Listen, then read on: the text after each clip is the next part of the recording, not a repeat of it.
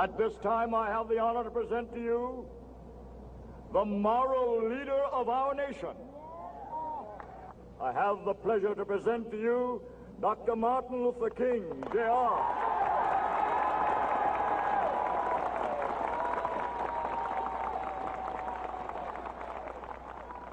I am happy to join with you today in what will go down in history as the greatest demonstration for freedom in the history of our nation.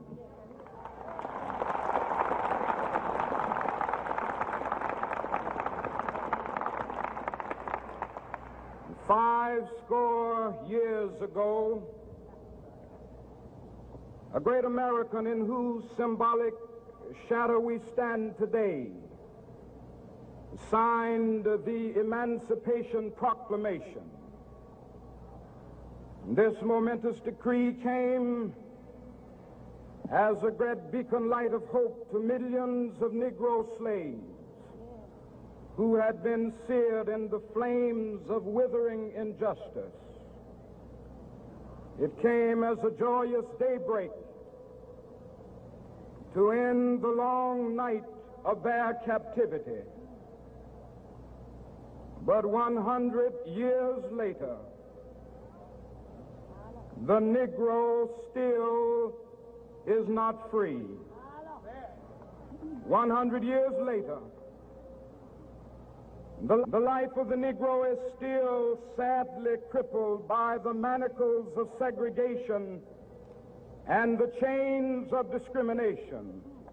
100 years later, the Negro lives on a lonely island of poverty in the midst of a vast ocean of material prosperity.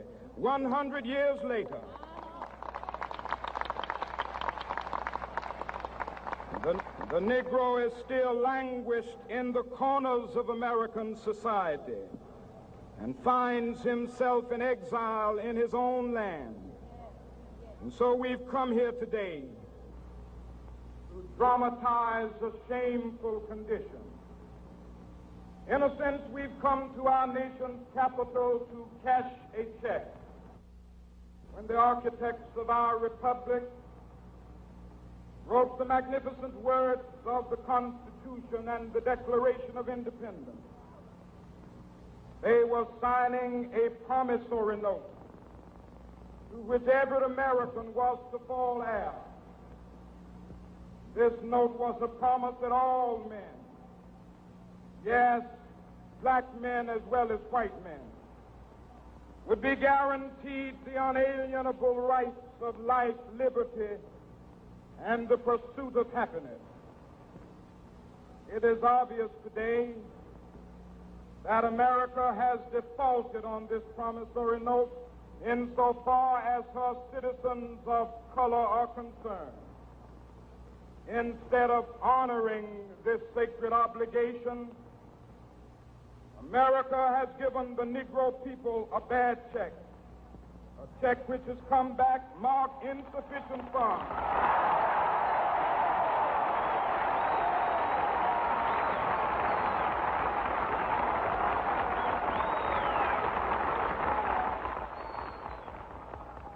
But we refuse to believe that the Bank of Justice is bankrupt.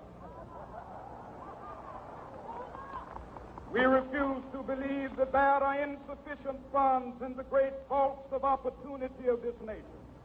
So we've come to cash this check, a check that will give us upon demand the riches of freedom and the security of justice.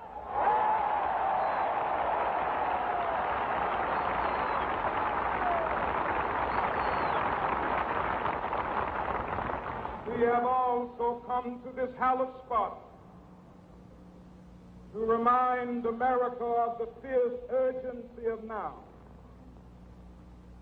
This is no time to engage in the luxury of cooling off or to take the tranquilizing drug of gradualism.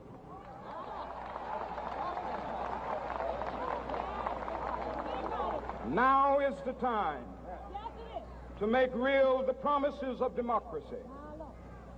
Now is the time to rise from the dark and desolate valley of segregation to the sunlit path of racial justice.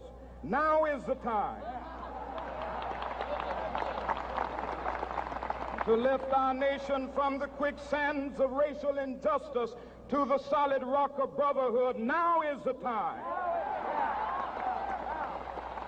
to make justice a reality for all of God's children. It would be fatal for the nation to overlook the urgency of the moment. This sweltering summit of the Negro's legitimate discontent will not pass until that is an invigorating autumn of freedom and equality. 1963 is not an end, but a beginning. Those who hope that the Negro needed to blow off steam and will now be content will have a rude awakening if the nation returns to business as usual.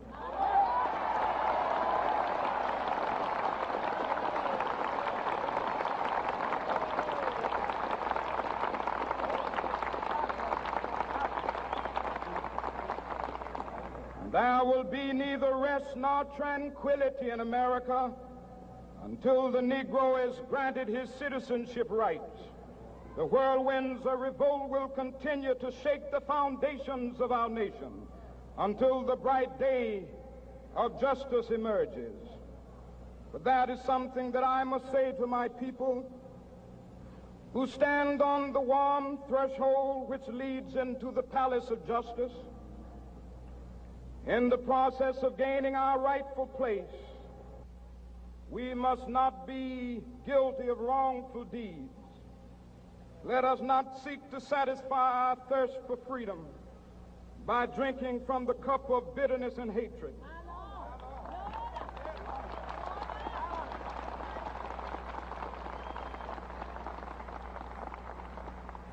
We must forever conduct our struggle on the high plane of dignity and discipline.